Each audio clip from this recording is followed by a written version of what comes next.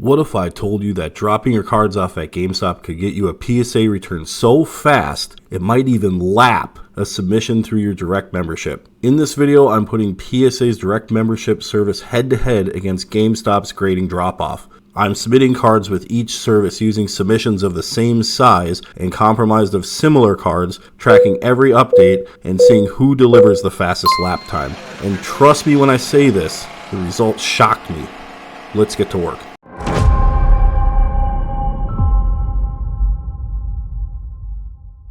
Hey, how's it going YouTube? It's Ian with Good Form Sports Cards back with another video. And finally, the video I keep mentioning and teasing on previous videos leading up to this, I'm able to tell you what I've been working on and what exactly the video that I've never seen on YouTube to date yet is. And that is an apples to apples comparison between PSA's direct membership and GameStop's drop-off grading service. What I'm going to do is literally have a race. I'm going to drop off submissions at the same time, one at GameStop, one at the post office, and simply see which gets home first. There'll be several other factors in play and a bunch of items that I'm going to discuss here with you briefly before we start the race, so let's go over to that. And before we get to the good stuff, I'm going to go over just a few preliminaries here, some rules of the race if you will, and some things that you can look for in this video as we move forward. Now when comparing the two services, what we really want to know ultimately is who's the fastest, who's going to deliver cards back to my doorstep the quickest. That's the ultimate measurement and going to be the deciding factor of who wins the race. Next, how fast are the orders received? Anyone that's watched some recent videos or submitted cards themselves through PSA's direct bulk service knows that it's taking them a substantial amount of time just to get them ingested into their system. So we want to test, are they treating their direct members that are paying for service as good or better or worse than the GameStop drop-off service? We're going to get to the bottom of who's getting prioritized in the situation, whose cards are getting ingested the fastest. Next, how is the order tracking? PSA has a really nice order tracking on their website. It's pretty straightforward with how that works. If you've watched any of my previous grading submissions, I've posted screenshots of the tracker that has the timeline and the green lights and all that good stuff. But how does GameStop's work? Does it work? I've seen on occasions there are different videos of people that have tried out the GameStop grading drop-off that it kind of shows the cards are received and then all of a sudden they're done and the step-by-step process just wasn't working,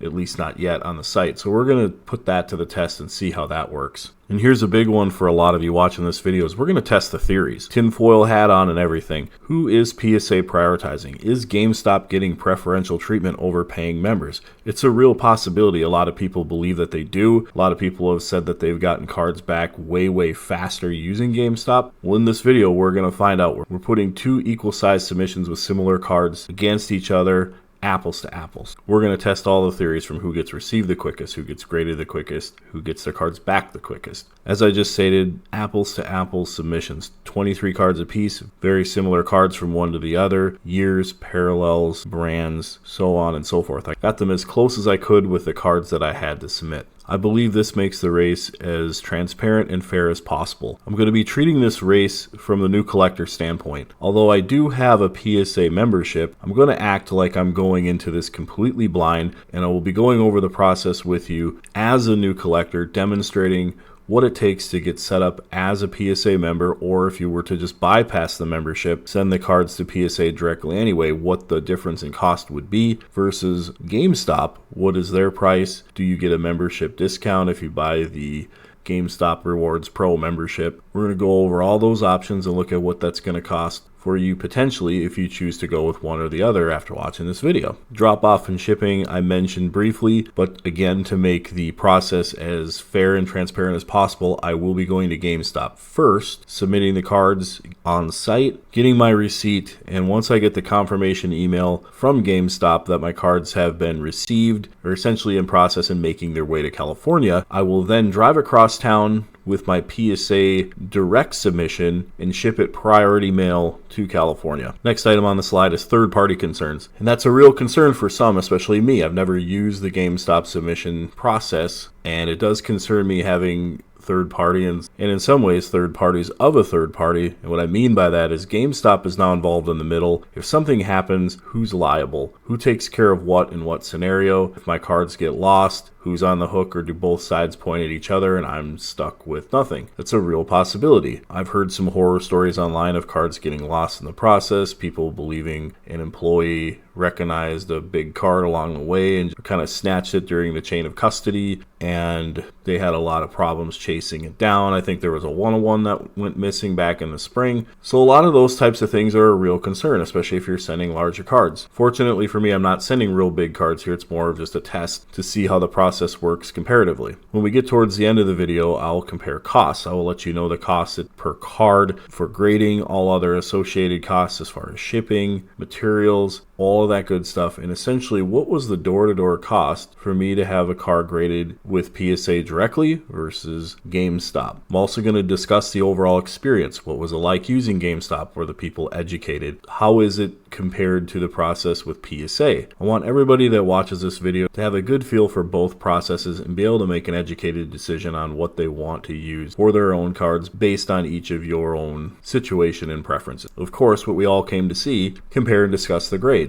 Going to be a blind reveal at the end of the video, and we are going to look at the grades, see comparatively if there's any crazy deviation from one to the other. Are they all close to the pre-grades? Was one really soft? Was one extremely hard on me? Admittedly, it could just be luck of the draw. You don't know what grader you're going to get ever. But since we're sending such similar cards in each order, we're going to see if there's consistency with PSA or if we have some issues depending on any of the variables in here, whether it could be graded or grader, direct membership versus GameStop, me using a bulk service versus GameStop sort of having a bulk service by proxy, but they're like assembling a bunch of small orders into a large one, and just the overall process has to be different in how PSA handles it. So we're going to compare and discuss the final results when we get to them. Recommendations. Once I've experienced both processes, I'll have a good feel for what I want to use in certain scenarios, whether it's entirely one, entirely the other, or a mix of both, depending on how certain things work and the speed of one versus the other. Based on my findings, I'm also going to share those recommendations with you. There may be scenarios where it is advantageous to use one over the other. Overall pros and cons of the processes. What did I feel was good with each service? What did I feel was bad with each service? We're going to go over those in detail at the end of the video during the recap to give you the most information possible to make a decision on what process you would prefer to use. Stuff I didn't think of. Pretty self-explanatory. After I get done with this process and we're past the finish line, there's just going to be stuff I didn't anticipate, and those items I'll be discussing as well. And after that, just final thoughts. Final thoughts on the whole experience, the ups, the downs, the likes, the dislikes, what things were easy, what things were harder than they needed to be. All that stuff will be discussed after the grades are revealed. But that's a lot to cover, and we've got our engine started. Let's go to the pit to see the cards I'll be entering into the race, as well as some details and pre-grades that I anticipate the cards to get. So we will hop into it here and start just going through it. I'm going to just go put the stacks by each other, and you'll see as we go through here that they're as close as I could get as far as eras and sets. Okay. So here on the PSA side, we have a Donruss Elite. This is a Andre Dawson. You may have seen this in one of my previous mail days. Actually, you should have seen all of these in my previous mail days. This one I'm pre-grading a PSA 8. The left bottom corner had some foil loss down here, and the top left and top right had just slight touches of white under magnification. There's an outside chance this could get a 9, but I'm pretty sure this is an 8. It's pretty significant foil loss down there. My comparable on this side is this Keith Van Horn, Bowman's Best Rookie. This one had the auto, but I'm not going to send it to get the auto graded because it's very faded. You can see that there, but it does have the, if I can get it to pop in the light, not really, but it has the little stamp, the auto stamp there on the card. But I think this should be a PSA 9. It was pretty much flawless, but there is a factory line along the bottom edge. This would be a gem if it's missed. If I can get it to pop in the light, it's like right along the bottom. It almost looks like it got like the cutter or something just kind of bounced, like it did like a double stamp sort of thing, and it just has a little tiny, ever so slightly like line in there. And that's my reasoning for believing it's probably not going to gem. But if somebody doesn't notice that real well, I don't know how you wouldn't, but if they don't, it could. This is a Xander Bogaerts Prism Silver low-end card. This could be about the cleanest card I've ever seen. It's probably a black label, honestly. If I sent it to the back end, it's a really clean card. I just could not find anything wrong with it. Serial number to 149. Here, we've got the Mikhail Bridges. This is the Oops Gold to 10. This one, I believe, should gem 10. Has just a slight north to south print line through the right side of the shorts is what I have written there. So there's just a tiny print line here. If you really, really look, I don't think it's going to be enough to keep it from gemming. Here we have the Ellie De La Cruz. This is a Topps pristine base. I have this going as PSA 10. It was very, very clean. No issues at all with it. Yeah. On the flip side, we also have a similar type card. It's a chromium card. This is a Mike Trout Ray Wave Refractor. I have this going as a PSA 10. This card was really, really clean. I don't have a lot of problems with the new chrome, to be honest with you. It's really just comes down to centering. There's a lot of centering issues with those, but I believe this one should gem. Back to this side. We have the Carlos Santana Refractor. This is the Ben Baller Copper, numbered to 25. You can see up top there. So this is not a super expensive card, but was very, very clean. So a lot of these cards aren't necessarily, I'm looking to add value, but I'm also willing to risk them for this experiment, so to speak. So this is something where it's more of a test and experiment, really, just for the channel. Here we have a Miguel Cabrera X-Fractor. This card was really, really, really clean. I expect this to PSA 10. Most of these cards that I am sending here, I do expect gems on, unless I state otherwise. All right, Greg Maddox, this is a Topps Chrome. I think this was the Heritage of the Archives Aqua Refractor, non-numbered. This one I had to check the centering. It would gem if it would center, so I will put the centering scan up here. It did pass centering. It was actually a lot closer than I thought, so it's kind of played eye tricks on me. I think it's because of the lines and whatnot in the wave refractor there, but that card should gem, and we will get that one sent to PSA. Comparable to that is the Heritage Chrome Purple Albert Pujols. Fully expect this card to gem as well. All right, back to the cheap stack. We've got the Score Treats. This is the Jaden Daniels rookie. Score actually is licensed, but they didn't have the rookies in their NFL unis yet, so they just did these headshots, which is kind of nice, but you can still see he's got the Commander's helmet there. Very cheap rookie. I expect that one to PSA 10. Here, we've got a UFC card. It's numbered to, I think it was 199. This is Khabib here. This one, oh, excuse me, 99. This card was really, really clean, centered. I expect this one to gem 10. Back over here, we've got a select tricolor Drew Brees. This one is numbered to 199. This card was really, really clean. Picked that one up off of ComC for just a few dollars too, so expect that one to gem 10. Here we've got a Bijan Robinson. This is PSA 10, but check centering. I did check centering. I'll put the scan up here. This one did pass. I was a little worried about the top to bottom centering on this one, but it checked out. Good looking card. So we will get that one sent off. Here, this is a PSA 9. I'm expecting this is the Fred Warner number to 10. This is on a mail, really old mail day. I think it was like mail day 3 or 4 on my channel. So this is a Leaf certified purple. And you can see I have some stuff I found here. There's a small dimple on his thigh. Also a slight scratch hand, or the coach's hand. Okay, so there must be someone in the background or something. But a couple little surface issues. I think that one will PSA 9. Comparable to that, I guess the only PC card in here, this is the, excuse me, Brock Lesnar. This is the NFL rookie he had with the Vikings, numbered to 999. This is the Leaf Rookies and Stars Longevity. Expect this one to PSA 8.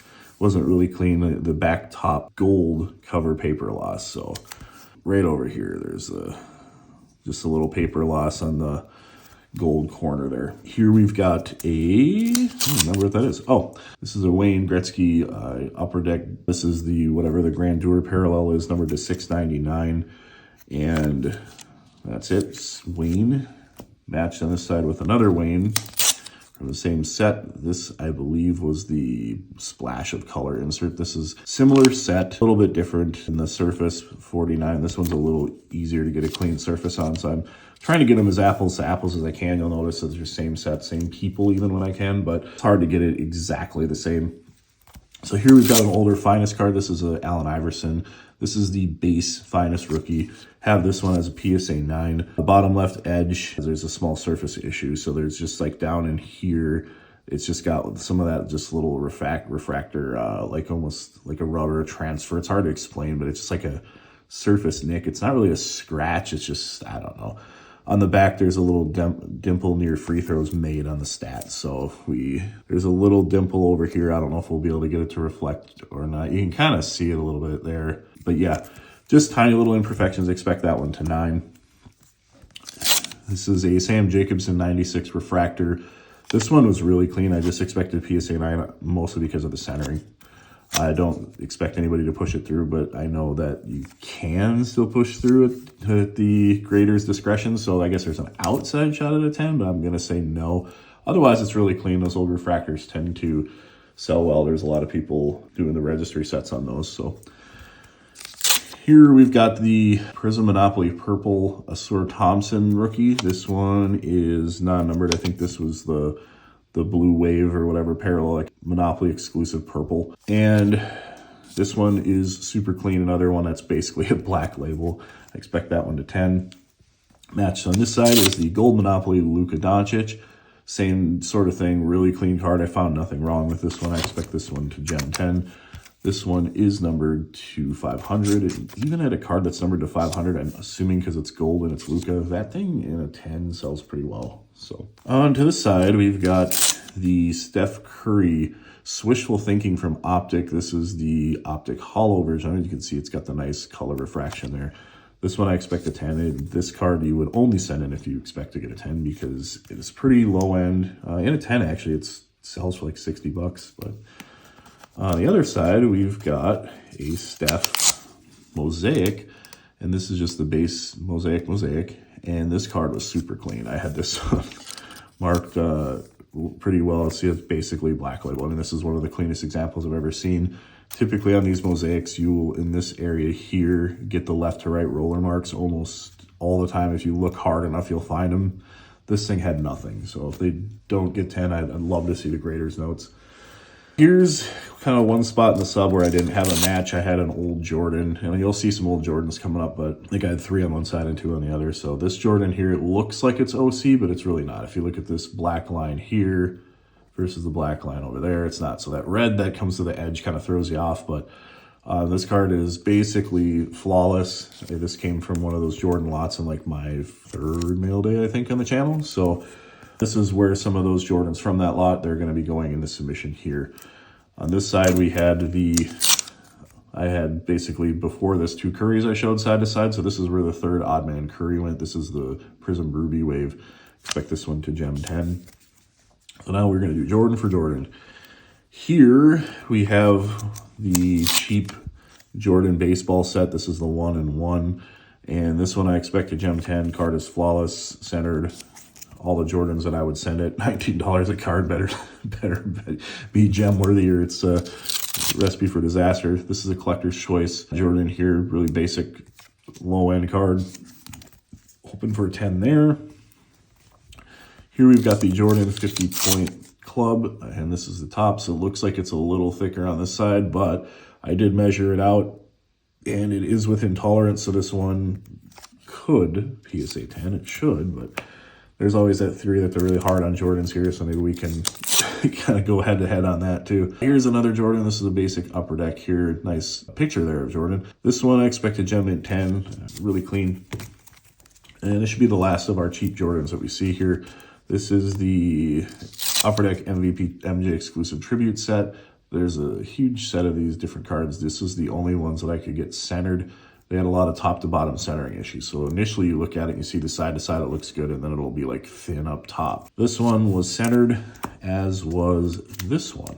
So there's a lot of them that I had picked out when I scanned them in, and I was bummed out because I thought I was gonna get a lot of gems, and it turns out I was not. This one's a little thinner on the bottom, you can see, but it's still within tolerance.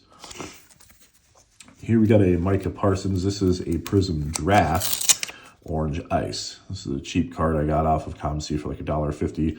Card's flawless. I expect this to get a PSA 10. On the other side, we've got the Mosaic Reactive Orange Micah Parsons rookie. This is the NFL Uni cards. This one's definitely a better card, but it's pretty much orange parallel for orange parallel. See how it goes. Here's some pretty cheap cards here. The Aroldis Chapman. This is the Bowman's Best Gold Refractor.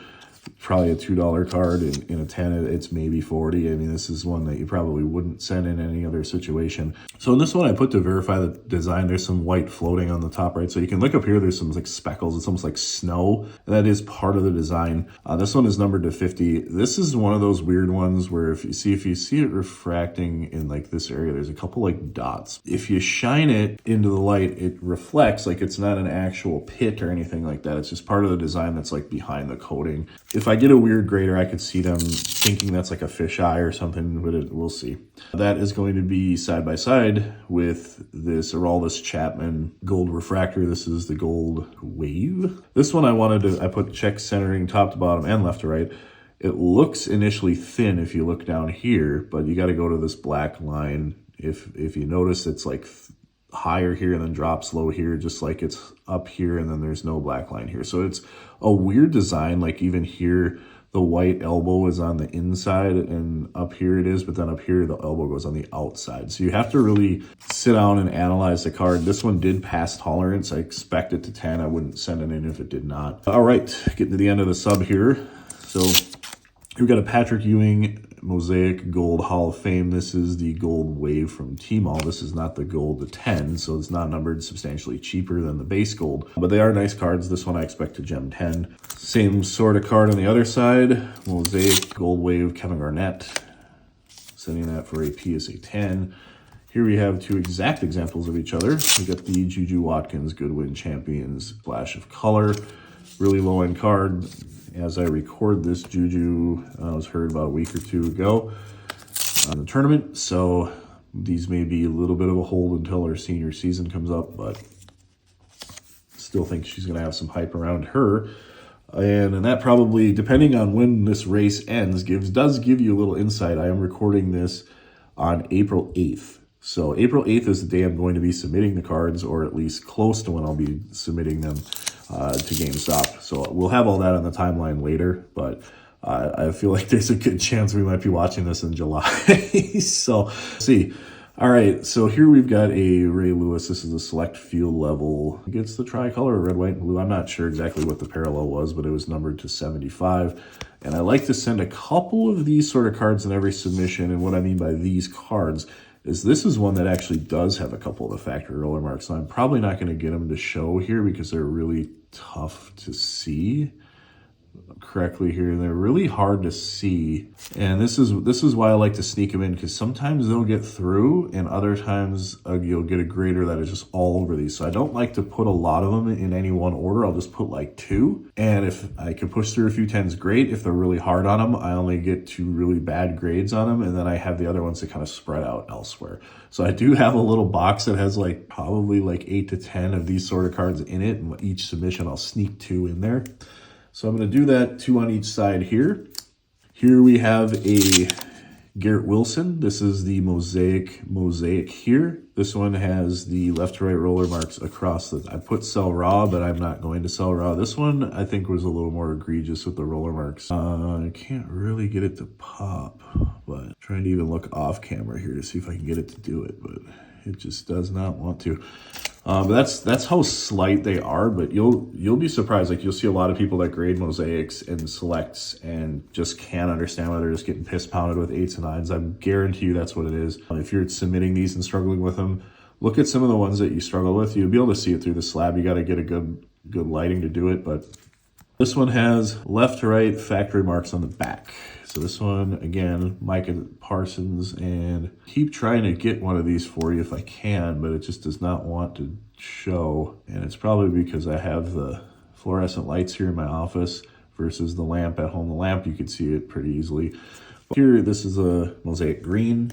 And off to this side, we are sending a Garrett Wilson mosaic green. Same sort of thing, left, right, factory marks on the back. They're all in this area like always, and that's just the name of the game. I'm gonna keep trying to make these pop, and I just can't do it. Last but not least, we've got the 2 Adamantari's that I bought. You'll see these in different mail days, but they came together. I don't know why I put you in upside down, but you can stay that way. I'm expecting a PSA 8. Instead of a dinged horn, that's why I put it in this way. Sometimes I'll do this to just get a little compression on it, flatten it out, and see if it works. So I'm expecting an 8. Maybe if that compression works, I'll bump it to a 9. The centering on this one actually wasn't terrible. It was this one that had the centering that was bad, but otherwise the card was just flawless. But you can see it's very thin on this side, a little bit on the bottom, but it's mainly left to right. That was the issue. So I expect this one to PSA 9. Those are the subs here. You can see we're expecting mostly 8s and 9s. No real surprises, hopefully. So hopefully later in this we don't have the wacky 6, as I like to call it, or anything like that. I really spent a lot of time going through these, but that's the submissions here.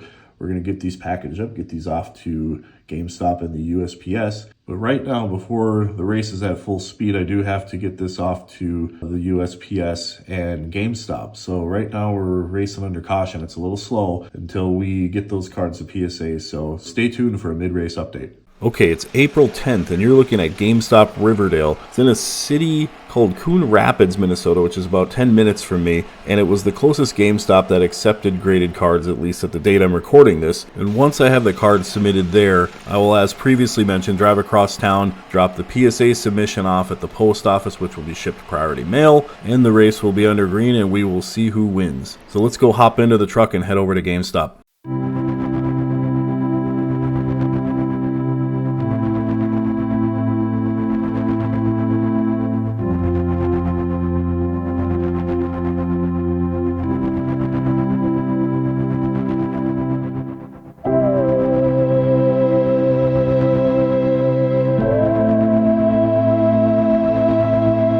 And we're here at GameStop. It looks like it's about to rain, but I think we'll be able to get this handled before it does. After I drop the cards off here and at the post office, I'm really happy to see that there's a Dave's Hot Chicken just a couple of blocks away, so I'll be stopping over there to grab some tenders as a reward for my work. But we're here, the buildup is over. Let's get this race started.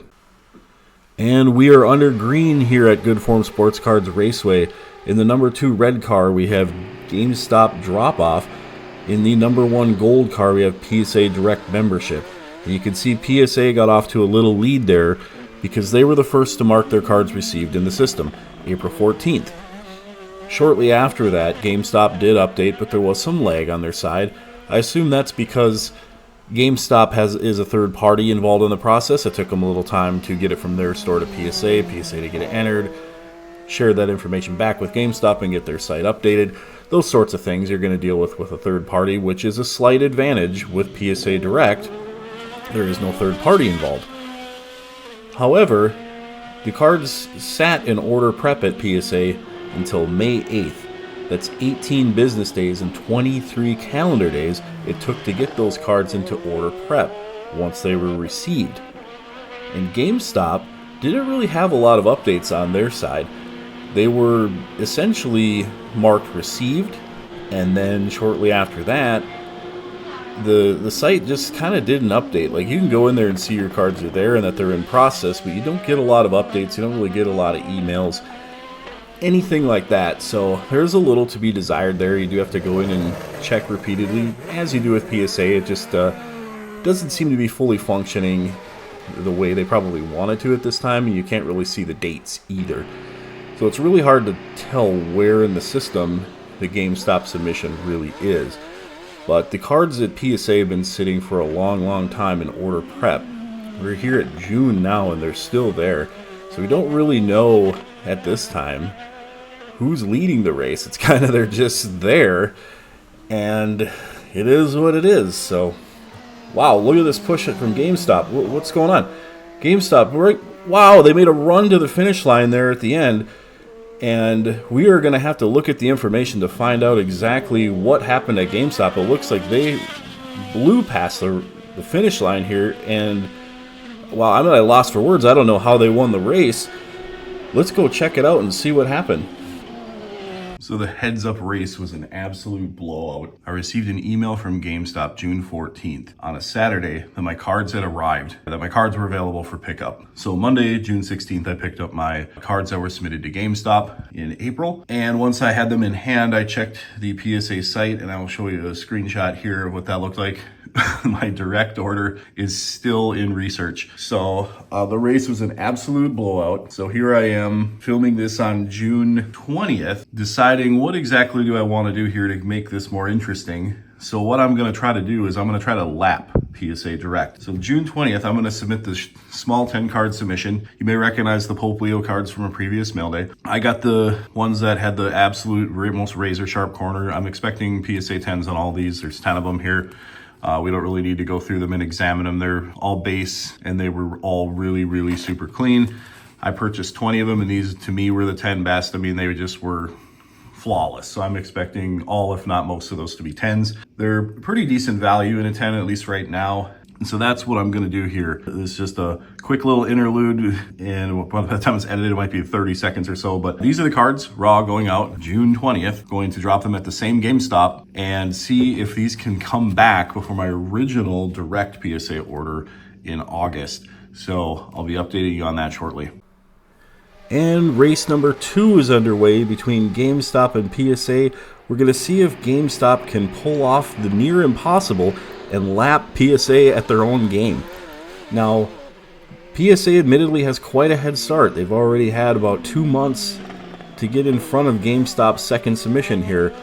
And once I dropped those cards off at GameStop on June 20th, we finally had some movement at PSA.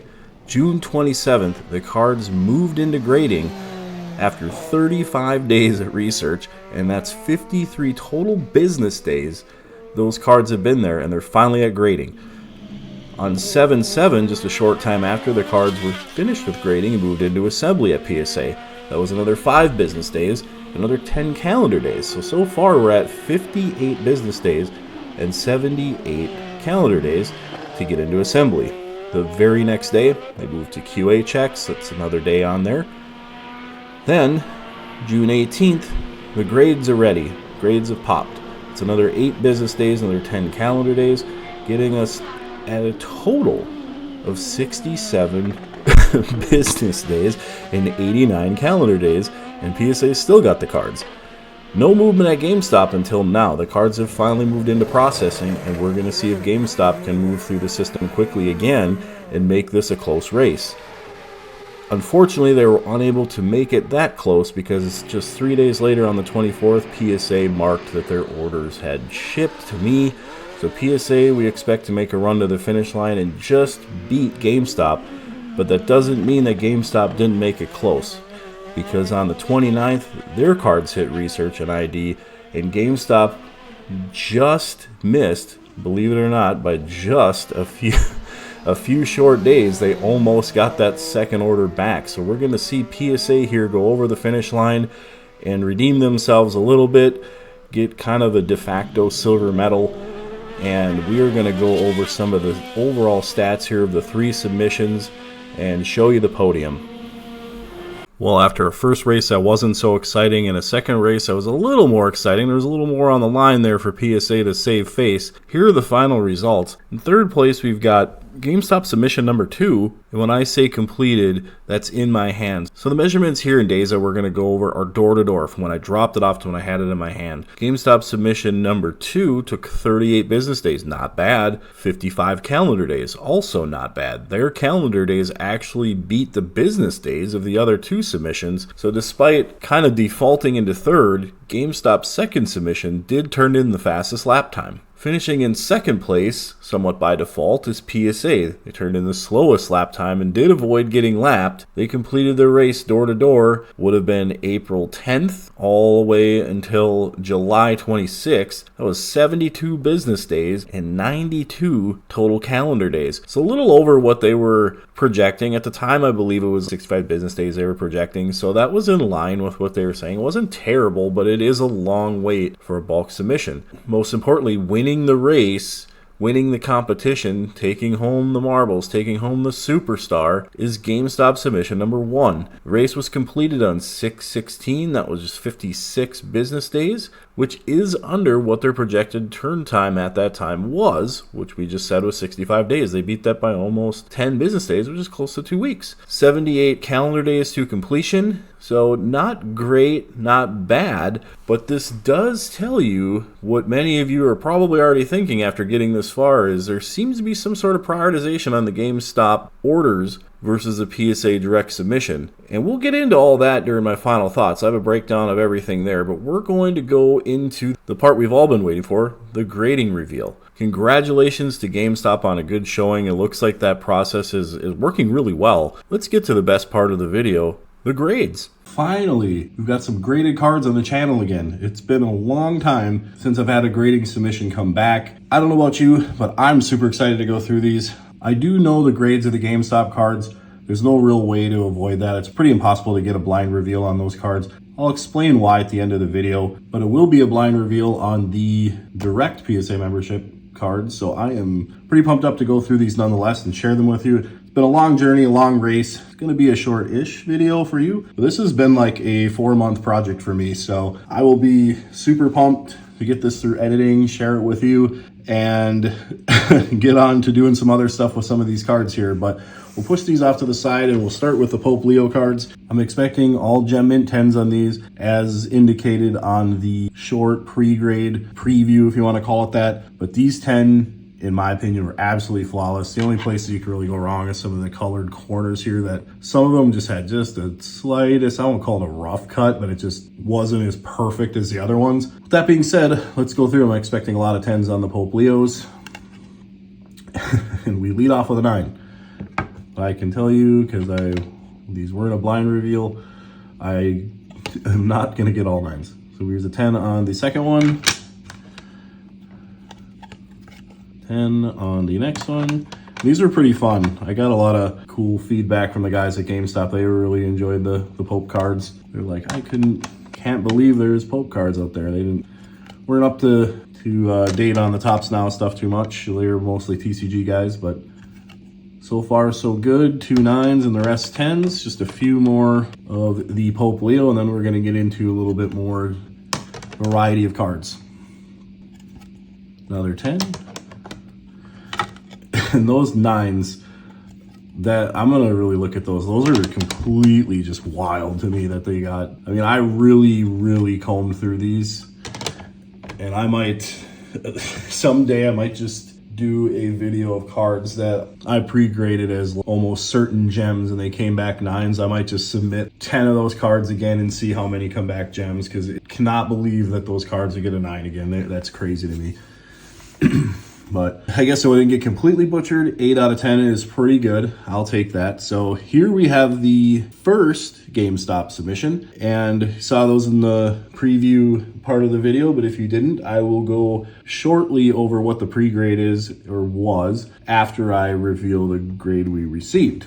So here we've got the Andre Dawson Elite. I'm going to kind of push these out of the way. And this one was pre-graded at an 8, and he did get an 8. Pretty decent there. Here is the Wayne Gretzky. This was the Upper Deck Grandeur. I'm not sure, but this one was pre-graded at a 10, and it did get the Gem Mint 10. So pretty decent little card here, and sent it through. So here's a Fred Warner Mirror Purple. This was pre-graded at a strong 9.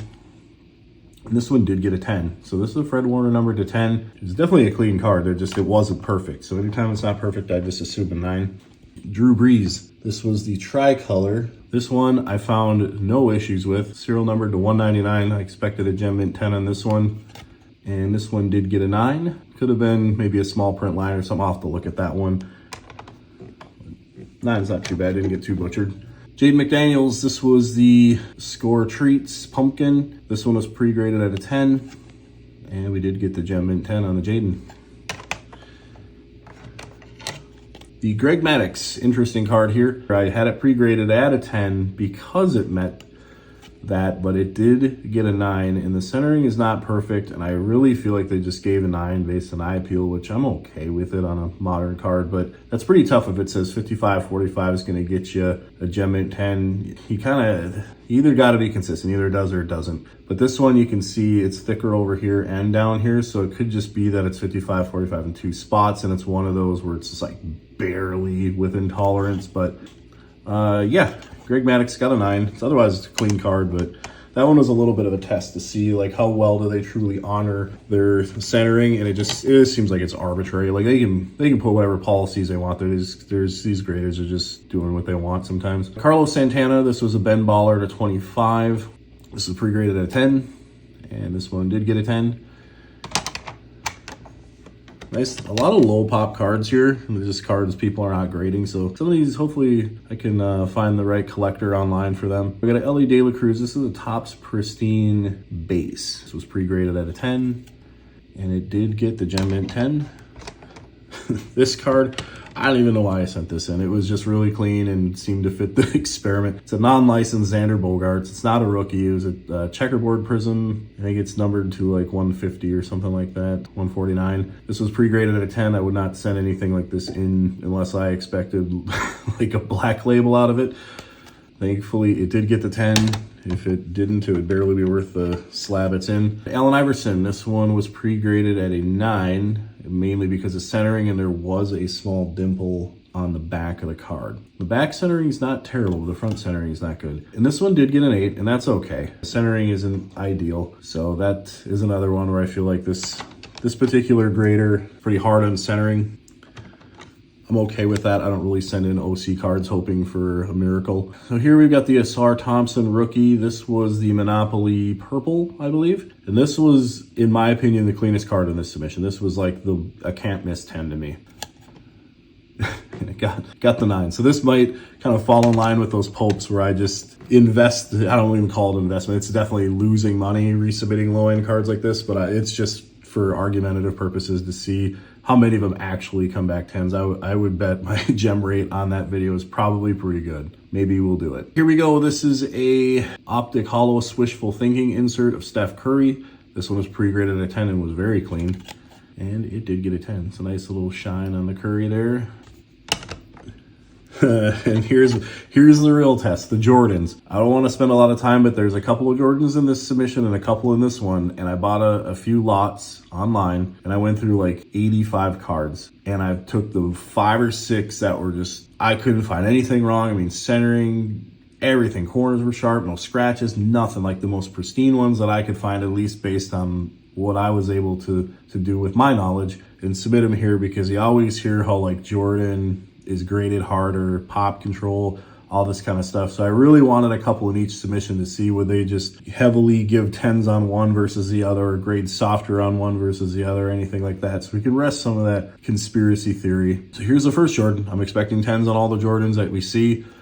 The first one, so we got a winner. We got 110.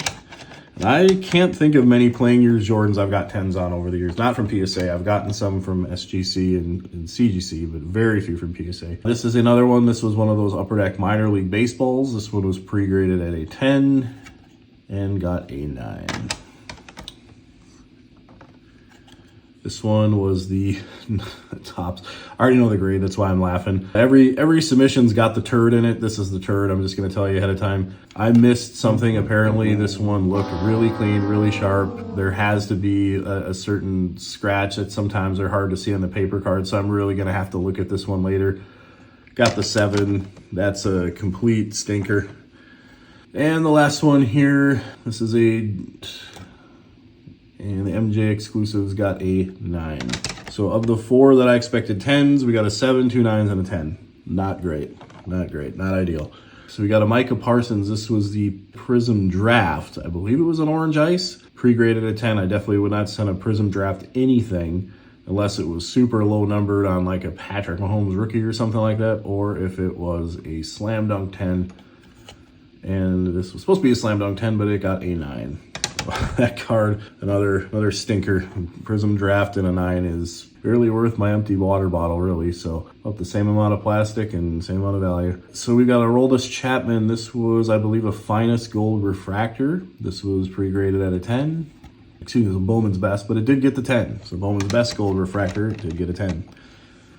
Patrick Ewing. This was a Mosaic, I think it was the Hall of Fame subset Gold Wave, so not the gold to 10, but the Gold Wave from, I believe, the T-Mall boxes. Pre-graded at a 10, and it got the 10. So the Patrick Ewing looks pretty sharp.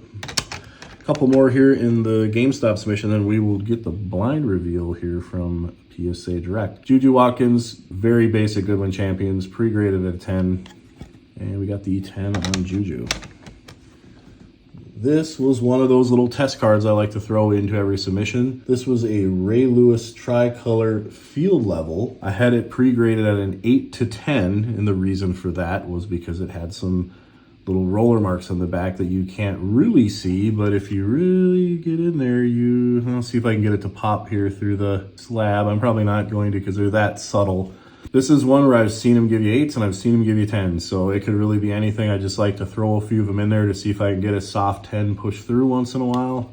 And they met me in the middle with a 9. So 9 on that one is perfectly fair. Same issue with this Micah Parsons. This is the Micah Parsons Mosaic Green Rookie. Same exact findings as the Ray Lewis. Had some roller marks on the back, otherwise it was a pristine card. The front's really, really clean. Corners, everything else is good. Edge is good, all that good stuff. And they gave the 10 to Micah. So 2 cards that I feasibly could have got 8s on, I got a 9 and a 10. I'm okay with that. And probably one of the bigger cards of the order. This was the Adam Vinatieri Rookie. This one I had pre-graded at an 8. Centering on the front wasn't perfect. It was a little off. Top right corner, it wasn't bad, but it was just a little soft. I mean, for a white card, when you're looking under magnification, that's what you got to look for, is how sharp they are, because you're not going to see white paper loss typically. So you really got to look for the sharpness.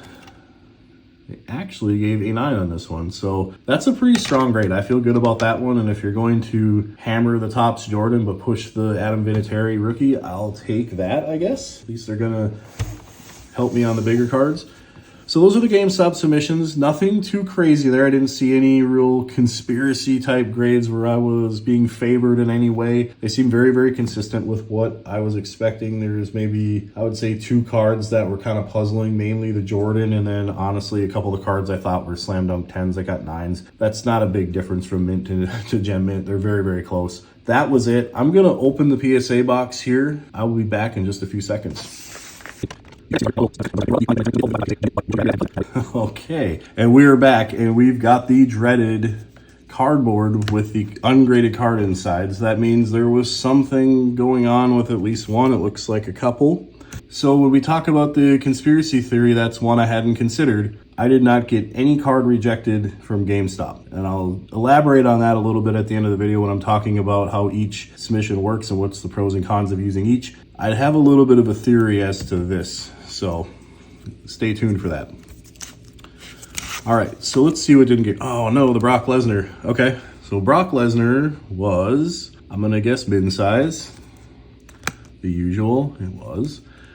So min size, for those that aren't familiar, PSA rejects cards that are just below what their tolerance is from the factory. So sometimes the factory just cuts cards a little short. If it's a little too short for what they're willing to accept, they just don't grade the card, they just reject it. Most places will grade them, so I probably could submit this to SGC, I could probably submit it to CGC, and they'd grade it right away. Sometimes I resubmit them right back to PSA and they'll grade it anyway. So it's a very imperfect system, to say the least. Keith Van Horn, this was the Bowman's Best signed rookie, I think, or signed card. And this is just a do not holder, no grade voucher, needs PSA DNA. Okay. I'm assuming they maybe mean that because this isn't authenticated by the manufacturer, that I need to send this through basically PSA DNA to get the grade, and then have them at least authenticate and or grade the auto. I thought, if I remember right, that this was stamped by the manufacturer, if I remember right. I thought it was. There's like a little seal over here, but I could be wrong. That could be my bad. I thought it was like stamped, kind of like those old Pro lines. So that's my mistake, if so. Oh, and one of the MJs was rejected. Are we gonna go with the min size _2? Yes, min sized MJ. So we had 3 of our 23 cards rejected. That's a bummer. But now that the depressing news is out of the way, let's get to the last bit of grades here. Push these up a little bit. So this was the Mikal Bridges Hoops Premium Stock, numbered to 10. This was pre-graded at a 10, and it got the 9. This was a really clean card too. All right. This was the Panini Chronicles Khabib. This one, I believe, was the blue, number to like 150 or something like that. Number to 99. This one did get the 10. It was pre-graded at a 10. So that's a nice little hit. Bijan Robinson, this was the Prism Orange Cracked Ice, pre-graded at a 10. And this one got the 9. That was a pretty clean card. This is another Wayne Gretzky Splash of Color Platinum or something like that. One of those, oh, there we go. Splash of Color Chameleon. This one was numbered to 49. Pre-graded at a 10. So it's a pretty short printed Wayne Gretzky. And it did get a 10. That's pretty sharp. Might be a sneaky card there for a Wayne collector.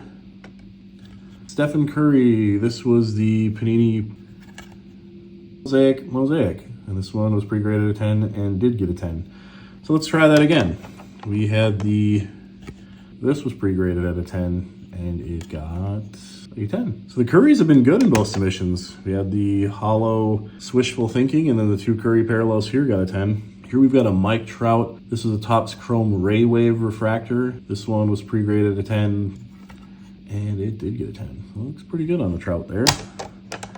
Here's our first Jordan that they decided to grade. This one was certainly pre-graded at a 10.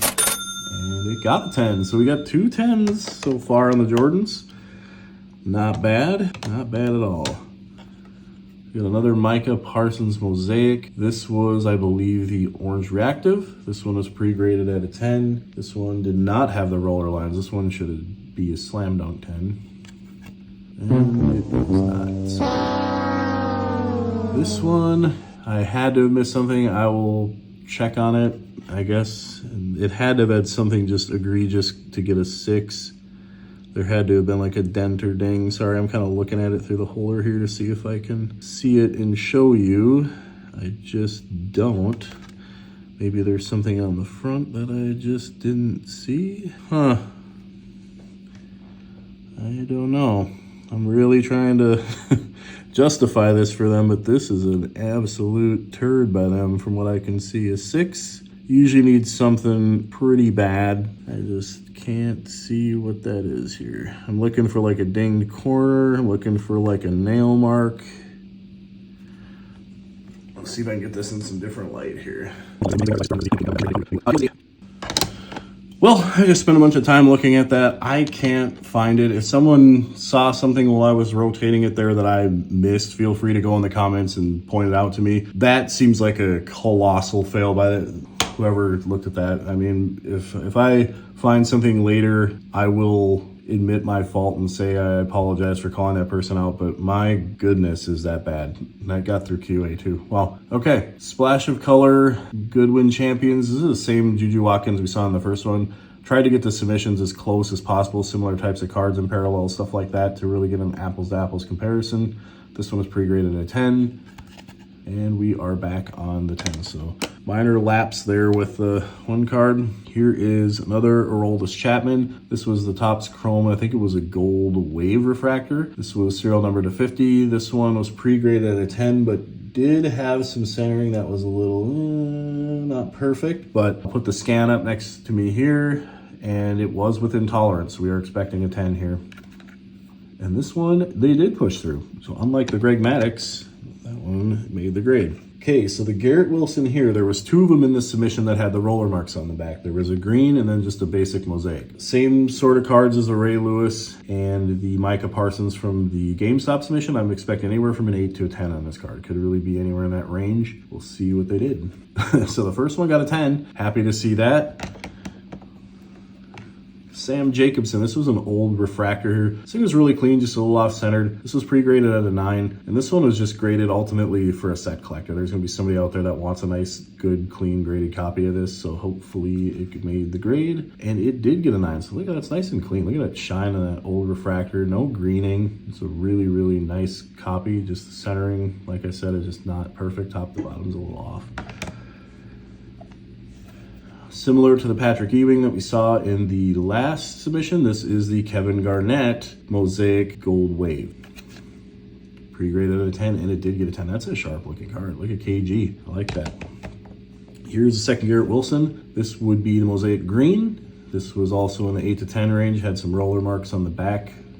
This one got pushed to a 9. So ultimately, all things considered, 2 separate submissions, 2 cards with the similar defects that I kind of put in there to maybe get an 8 to a 10 depending on the grader. They were pretty soft on that if they saw it, because I got 2 10s and 2 9s, which I'm pretty happy with, because those are cards where if I got 8s across the board, I would understand it. So they've been pretty good on the little roller marks. Here's another Adam Vinatieri. This one was pre-graded at a 9. The centering is a little better on the front, and the corners are razor sharp. It's really the back centering that worried me on this one. It's a lot worse than the other one, but the front was, pristine. So that was the justification for a 9, and that card, it did get a 9. So we got 2 9s on the Adam Vinatieri. That's pretty nice. I think that card in a 9's anywhere from 150 to 180 depending on the time of year. This is a Miguel Cabrera Topps Chrome X Fractor.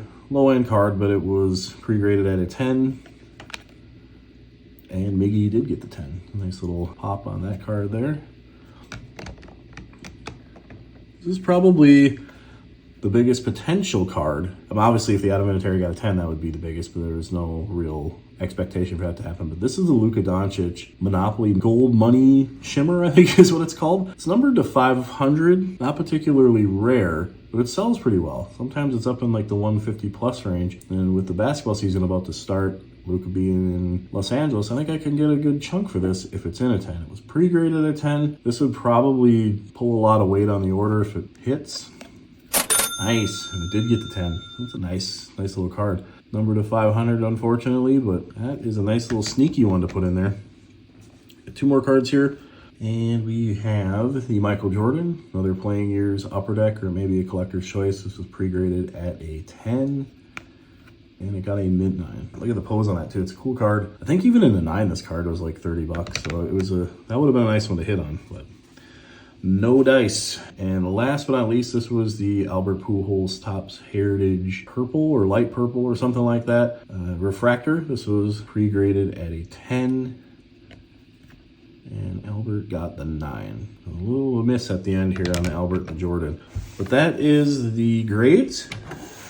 And I'm pretty excitable. Most of the cards, I think I'll be able to get the money back here. So those are the grades. We're going to throw this in here to complete the podium. Organically, I kind of stacked them that way. So GameStop number 1 gets the first place, gets the cup. Second place, PSA Direct, and then a very close third photo finish for GameStop number 2. Hope you enjoyed the reveal, but it's not over yet. Let's hop into the breakdown. Okay, I hope you enjoyed the race and the grades.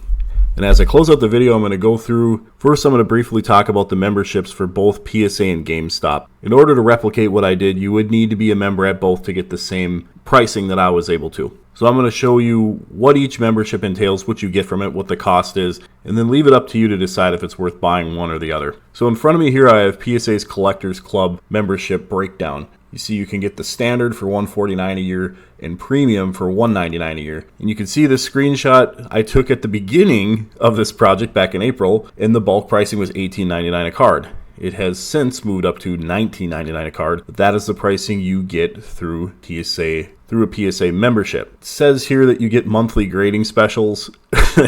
To be honest, I haven't seen a grading special since things started ramping up here in the spring. They haven't had one for quite a while.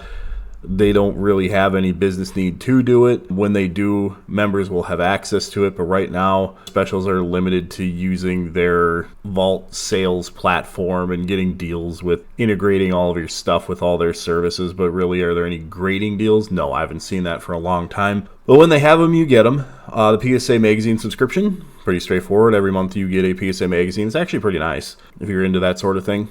And then the Fanatics Live credits, you get $60 to spend with a standard, $125 with the premium. It's pretty self-explanatory. Go on Fanatics Live, redeem your money through your PSA account, code, account number information, however it's done. I haven't redeemed mine yet this year, so I don't really know how to do it, but I imagine it's pretty straightforward, and it's interesting that they work together. That's another video. Another thing you get with the premium, which is really handy, and I actually pay for this, is the Card Ladder Pro. Card Ladder is really nice for comping cards. You can also input cards into your collection, and it tracks it somewhat like a mutual fund portfolio. You put all your cards in there, and it shows the growth of your collection over time. It is really, really good. To me, I think it's the best software out there for that sort of thing. So that's PSA. That's what you need to become a member and get access to this bulk pricing. Here in front of me are the different PSA services. This is obviously using PSA Direct. You can see we've got the TCG bulk pricing here. The value bulk, which is now reflecting the $19.99 that I just said. It is in line with GameStop's bulk. So when I go through that, you're going to see that it's going to have a similar cost, and it's also going to have the same max insured value of $500 per card or less. I'm not going to spend a lot of time on like how PSA works and their upcharges and that stuff. That's not really what this video is about. But this is just to show you, if you're a PSA member, what you have access to. But that's really PSA's membership and what that entails. Now let's check out GameStop Pro Rewards and see what benefits that membership can get you. All right, here in front of me, I have the GameStop Pro breakdown of what their membership gets you. You can see right here, you can join Pro on their website or in store when you get there. It says up here, it starts from $25 a year, and that is the membership that I bought. So with that $25, you get all of this. And we'll go through this real quick. The $5 welcome reward, that was nice. I got to apply that right away to my order. When I get to the financials, I'll explain how I was able to use that. Every month you get another $5 voucher. I was also able to use that when I went back and submitted the Pope cards. So again, I was able to benefit off of this twice. And I will continue to on a go forward as long as I use them. Free shipping on orders of $54 plus. I don't believe that is grading submissions, but if you play video games like Funkos, anything that they sell there, getting this included in that $25 is a steal. I mean, you're already getting $60 from the $5 per month and the $5 just to sign up. So it's like a no-brainer if you use the store even once a month. $5 renewal reward. That's pretty straightforward. If you are renewing an existing membership, you get another $5, or if your membership is about to lapse and you renew it, you will get another $5 in and above all of this. 10% extra cash or credit on trades, now including smartphones, tablets, and smartwatches. 5% off all graded trading cards, digital games, virtual currencies, pre-owned products, collectibles, etc., etc. Now, that's 5% off when you're purchasing graded trading cards from them. You do not get a discount when you submit your cards for grading. So make sure that you understand that. I kind of misread this and I went in there and I'm like, hey, don't I get a discount on this? They're like, no, like you pay the price. That's what it is. There's no anything. So don't go there and think like you're getting gypped. This only applies to purchases. It does not apply to your submissions. Then you get the rest of this. I'm not going to kill a lot of time on this either. It's really about card grading and not necessarily about what you can buy in regards to video games, as much as I love that. But exclusive deals, drops, 4 pro weeks each year, 2% back in rewards. That is another benefit, which I can show you here in just a second. When I did my first submission back in April, I got about 9,600 points, which converts to almost another $5, $10 or whatever it is in vouchers. It really is a pretty good program if you get in there and you like to use GameStop, or maybe you just want to send all your cards through GameStop. It's really a pretty good system if you're good at timing your cards and capitalize on that $5 every month and stuff like that, not just going in there onesie twosie in it, which you can do, and I'll elaborate on that towards the end when I compare the services and whatnot. But this is a GameStop Pro membership. You don't need it to submit your cards, but I highly recommend it. It's very affordable, and if you're going to go in there and do what I did and submit 23 cards, this is just like submitting one extra card, but you're getting so much back for it. GameStop is not a sponsor. I'm not plugging them at all. I'm just speaking as somebody that, if talking to somebody I care about, I would give them this advice. So you as a viewer, I'm giving you the same advice, okay? Okay, now here are the grading prices through GameStop. You can see they're exactly the same as PSA, but they're $1 higher. Not really that much of a difference for how quick and seemingly convenient it was. Paying for convenience here wasn't bad. It really wasn't bad. $18.99 for the TCG cards, $20.99 for your other card grading. This is another thing where it's slightly different from PSA. Their TCG and non-sports seem to go together on PSA. That's not the case with GameStop. TCG for them is like straight up TCG, kind of like how SGC is if you've submitted through them. So it's going to be your actual trading card games, all right, like your Pokemons and stuff like that. But the non-sports, like my Pope cards or like Garbage Pail Kids and stuff where there's not an actual game related to it, they're just non-sports. Those are actually going to fall in this category with GameStop, whereas PSA actually takes them here. You may be able to find somebody that it doesn't know at GameStop that maybe will push it through it here, but the people I dealt with were pretty educated, and actually I was pretty impressed at how well they were trained and how knowledgeable they were of the process. I assumed it was going to be a mess and they're going to kind of be like, I don't know what corporate wants me to do this, but it's a big mess. But no, they were well trained, they knew what to do, answered all my questions. It really was a pretty pleasant experience across the board. But anyway, that's the cost to grade cards. You'll notice everything else is pretty linear. We're going to have the max insured value 200 on the TCG, 500 on the other cards and sports, which was consistent with what PSA was. 65 business day turnaround. If you saw in the previous shot when I was talking about PSA's pricing, they were also at 65 days. So of course they're integrated and they've got that matching, so to speak. And the system works pretty good. It's just going to come down to personal preference, cost, and then there'll be some other little nuances I'm going to talk about in there that'll hopefully help you make the best decision for you. And then just real quick for transparency, here's a screenshot of my rewards after my April purchase. You can see I got almost 10,000 from submitting 23 cards and buying the membership, which was pretty cool. Those can be redeemed for any various things, whether you wanted to get a game, maybe you want to play NCAA football and put that towards that. Get another voucher that you can use towards your shipping on your graded cards. Maybe you want to buy a graded card. It's up to you. But those points are yours, and they come with the membership. So it's just a little perk that I had there. Wanted to show you that, and not just talk over it, but actually show you what it looks like. Okay, so we just went over what each membership entails and what benefit it gets you. So now you're ready to submit your cards. I'm going to quick show you a little bit about what the process is between one or the other. If you've never submitted cards directly to PSA, if you've always used a bulk submitter or card shop or some other service, this is what it looks like. You're going to be at your home screen here, and you just go to Start Submission. Very simple. You can see I have one that I'm working on here. You would go to a new submission. You can do classic or assisted. Classic is where you enter the cards yourself. Assisted is going to have a little bit of AI type help for you. I like doing it old school. And then here you just pick your sub. I'm not going to go much further into that, but that's basically you pick your grading service. We're going to say you can do grading. Here's where you pick if you want autos, if you want review, crossover, reholders, whatever you want. We're just going to do the grading.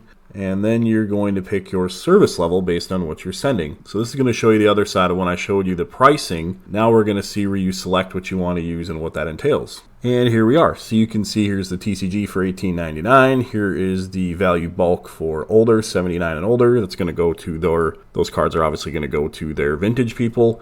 Here, 1980 and present is going to be your more modern. You got it here. And then here is all your other services based on what you're willing to pay for. But that is how it goes. And then right here, you just select and continue. You'd start entering your cards. And that is basically how PSAs work. Once it's done with that, your submission is done. You print some paperwork out here, throw it in with your cards, and ship it to PSA. And then you sit and wait until they come back. All right, now here is me literally at GameStop. I guess it's not me, but you can see the worker kind of behind the counter there. You can see my wallet beat up in its glory, sitting front and center there, getting ready to pay. He's in the process of basically creating a submission form at GameStop's level. When I went in for the first submission, I didn't know what to expect. So what I did is I created a mock submission on PSA's site to get the correct details and get it how they code it and all that. I put it in a nice Excel spreadsheet, printed it out. And I'm like, I'm going to make this so easy for them. And I go in there and the guy kind of looks and is like, I don't need all this. And he just put the cards on the counter, put a sticker on them, took pictures.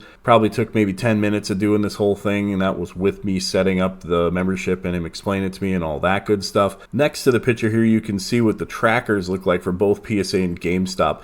So PSAs, you've probably seen it in some of my grading submission videos. If you haven't, go give them a watch maybe. But if you haven't seen it, this is what the tracker looks like, and this is the actual tracker for the PSA submission in this video. You can see it just pretty much goes from left to right. You can go in there at any time and check it out live. Benefit of going direct with PSA, and this is a big reason I like it, is PSA Direct does not bill you until your grades have popped, which is pretty nice. Now on the GameStop side, you can see their tracker, it looks really nice, but it doesn't really have the dates in there. You kind of just, it's accurate. The first submission I did, it was not really that accurate. I think they're still working some bugs out. Like it did kind of update, but all of a sudden it just like seemed to mass populate, unless it was one of those deals where my experience was it showed up and then I really didn't know where it was at in the process. I kept looking and I'm like, okay, it's received. And all of a sudden it was like ready for pickup. Kind of like the video where the card just sprinted to the finish line, and I was literally as surprised as I was at that race in the video here. But on the second submission, it worked much better. The screenshot I have up here is while the Pope submission was in process, and you can see the drop down here. It looks really nice. You can see where it's at, and then it updates the whole way right on to when you pick it up. It's a good process. It's getting better, but that's really the two of them. Comparatively, that's what it's like. And how I had just said that PSA makes you pay at the end, in GameStop you need to pay in store when you drop them. And that to me is probably the biggest difference, because I like to be as liquid as I can. I want to make sure that I have my money and as much of it as possible for as long as possible, and that when I pay out, it's for the shortest amount of time possible. So here, that's really the disadvantage of GameStop, is that you pay, but you're still subject to that same turn time. But otherwise, the GameStop submission process was great. You can buy materials there as well. You could honestly walk in with raw cards, but they'll charge you for penny sleeves and top loaders, but they will sell you the stuff there. You can literally probably buy Pokemon cards there, rip them, and submit them.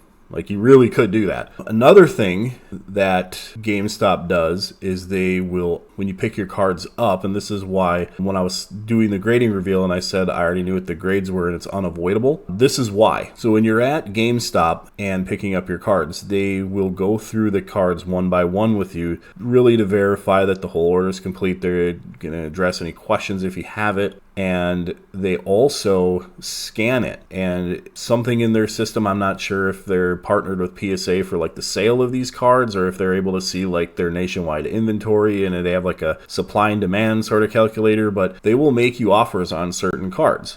I believe they have to be 9s or better. I think they said they only buy 9s or better. I could be wrong on that, but the guy that I talked to, that's what he told me. And then they will make you a cash and a store credit offer, and they literally just put it on a store credit card that you can use to submit cards again if you wanted to. So it was nice. Admittedly, some of the offers were like crazy bad, which probably doesn't surprise anybody. You see like the PSA 9 mosaics I had. I mean, they're giving me like $6-7 offers for those, which is just, I mean, it's something. It's a way to just offload it. I mean, I'm probably not going to be able to sell it for substantially more than that. It's obviously they're in the business to make money. They're offering a convenience, but it's not a strong offer. But I did get some strong offers on, I think it was the Ellie De La Cruz Pristine PSA 10 and the Juju Watkins PSA 10. They offered pretty strong, and I, to be honest with you, wanted to take it.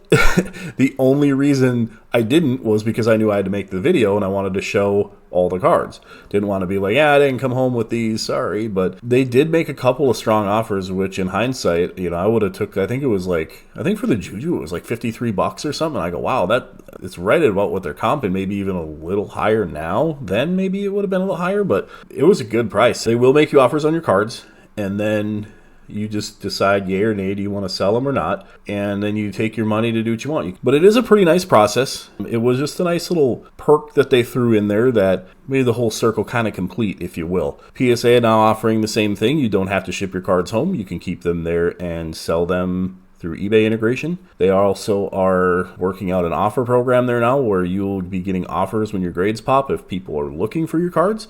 It sounds a lot like GameStop. There's some weak offers and there's some really strong ones. So I'm interested to see how that works. I've got some submissions at PSA now. That's the process for dropping off and picking up at GameStop. Really simple. PSA pretty self-explanatory. You just create the form online, ship it to them.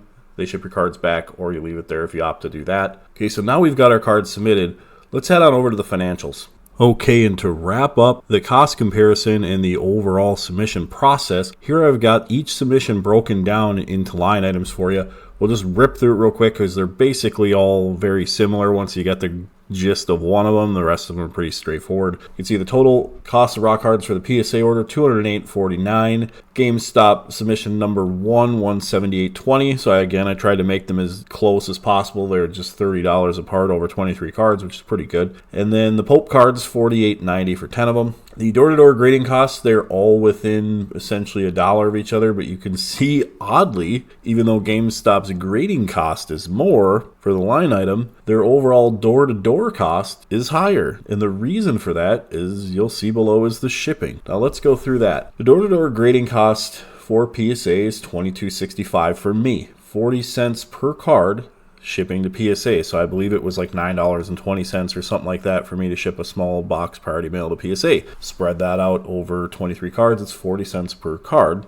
Okay. On the way back, it was roughly $45 or something like that shipping. It's insured shipping on the way back. They force that on you. They want to make sure that package is insured for whatever the insured value of your cards are. Just in case something happens, obviously, you will get reimbursed. That broke down to $2.02 per card, which is going to really drive that price. I had 24 cents in materials per card, which essentially are the penny sleeve, the team bag, and the card saver 1. Then lastly, the line item of the PSA bulk grading, which is the lowest of the 3 submissions, despite the overall door-to-door combined cost being the highest, $19.99 a card. So head on over to GameStop and you'll see where the benefits are with using them. The price is higher with the drop-off grading price of $20.99 on the first submission. So you'll see right here. The material cost is the same, 24 cents across the board, because it's the same to prep each card. But the difference is no shipping. And the cost is typically, I believe it's $9.99 or it might be $4.99, one of the two. But I was able to apply my pro credits towards that. So that was able to drive that price down a little bit. You don't really get any shipping breaks with PSA. Even if I threw that $5 in here and you spread that out over 23 cards, it's still going to keep it below this. So even if you're thinking, well, yeah, you're applying all these discounts and stuff from your membership, but you're not doing it over here, so that you're rigging it for GameStop, make them look good. No, trust me, I'm not. This was just my experience. I don't really care who wins at the end of the day because I'm going to use what I want to use regardless. It is nice to know that your shipping is low and you can apply your GameStop vouchers to the shipping, even if you can't towards the grading. Lastly, the third submission, which is basically the same as this, just $1 more a card, but you can see the overall cost per card is still a little less than PSA. So looking at just the cost, you might be thinking, well, why would you go direct with PSA at this point? Their membership is more, and the door-to-door cost is so much higher because of the shipping, unless you decide to use their vault. But if you want your cards in hand, if you really want true door-to-door grading, why would you use PSA directly? And I'm going to get into that right now. Now for the fun part of the wrap-up, the theories that we tested. First theory and conspiracy that we all probably heard, PSA treats GameStop submissions with a priority. I believe that myth or conspiracy to be true. Based on my results, I had submitted 3 submissions. Both of the GameStop ones were substantially faster, despite there being a third party involved. Now, I alluded to it a little bit here just a minute ago, but I believe that is because your customers are paying up front. I believe PSA realizes that is a slight inconvenience and somewhat of a driver of why people would get away from that service versus using them directly. I'm also considering that there could be more going on there where they're maybe testing the theory out. How much will people care if you bumped up payment at the beginning of the process? They can kind of guinea pig that with GameStop. And it seems to be working. It doesn't really seem to be bothering anybody as long as their service is quick. And if PSA is getting that revenue up front, let's say they made that change across the board, they have a lot more working capital. They can be a lot more aggressive with things, which ultimately could help them address their turn times. Those are things that you have to consider because just the experience doesn't lie. Okay, I mean, we all saw what happened here, and GameStop is getting prioritization over their direct members, period. I would challenge them to explain otherwise and show me where it's not happening, but my experience here is that that's happening, and I believe I could run the experiment again and again and again, and it would do the same thing. Another conspiracy or myth is that the one may get graded differently than the other. You might get preferential treatment in regards to your grades. That wasn't my experience at all. I never really thought that to be anything that was true, but it was something we could test out here. And I felt like other than a couple of turds that you always get one per order, I always call it the wacky 6, and I got one per order like usual. That's par for the course with them. They always have one. I don't know why. It was consistent from GameStop to direct PSA. The turd was there. Other than that, my pre-grades were right on the money. So I do believe the theory that one service may be graded more preferentially, I believe that to be false. Now, at the beginning of the video, I mentioned there might be some stuff I didn't think of that I would encounter making this video. And here is one theory that I will be testing. I noticed in both of my GameStop submissions, everything I paid for went through the system. I'm not sure if I was just lucky, but usually in all my PSA submissions, and I'm sure if you've watched the channel, you see I usually get 1 or 2 cards that's min-sized or has something going on. When you pay at the end, it's a little easier for them to do that because they don't charge you anything. Now, On the GameStop side, you're paying up front. So what do they do if they find a min-sized one? Do they credit you and you pick it up? They've been holding your money the whole time. What do? I'm not really sure what the process is, and I didn't encounter it. But there's a part of me that believes I can send those cards that came back min-sized through GameStop and potentially get them all graded. I think there might be a little something there. The last theory, if you want to call it that, or the last thing to consider, at least from my observations when using one over the other, is that you have a third party involved. And going into this, I was very nervous because I had heard some things, and you don't have to look far to see it. You can see there's stuff here, and a lot of it's from 2024, but I mean, there's Reddit, Facebook, YouTube, there's stuff everywhere of what to do when cards get lost, stolen, employee stole it, PSA lost it, whatever it is. What do you do in those situations? And I did ask the GameStop employees that very question, and it goes back to it's just like PSA where PSA insures their work. If their grade is messed up, they will pay you. But if your cards shipped home get lost, you have insured shipping home, where there would be a claim filed by the shipper, PSA, to get your funds back if something happens. Well, now with a third party involved, PSA and GameStop evidently work together. I was skeptical of it, and I asked them, as I was like, well, PSA would still be the shipper to you, and if that's confirmed received by you, and then it goes missing somewhere in between in the chain of custody between PSA and me, what do you do? And it sounds like they also have insurance. I don't know if they're like add as an additional insured onto PSA's policy or how that works, but evidently GameStop has worked that kink out because they had some problems early on, but it sounds like it works now. That was really my biggest kind of gray area, is what in the world do you do in certain situations if your card just doesn't make it home? Are you just out your cards, or who's going to take responsibility? And that's really why I sent so many low-end cards in this video, because I just couldn't risk having legitimate $500 cards in bulk out there when I just don't understand the process. And here's the last breakdown of the submissions on this video. You can see PSA, we had a 60% total gem rate, 75% expected gem rate, so that's basically how accurate was I on the cards that I expected a 10 on that actually gemmed. 75% total pre-grade accuracy. Now the PSA numbers are minus the 3 cards that just nothing got done, so it's based on 20 cards, not 23, just so you know the math checks out. GameStop submission 1, only a 52% gem rate and only a 65% expected gem rate accuracy and 65% pre-grade accuracy. However, GameStop 2 was great across the board because it was the 10 Pope cards we expected all PSA 10s on, so it's 80% across the board. Combining everything, down at the bottom, we've got a 60% combined gem rate over the 3 submissions, not bad.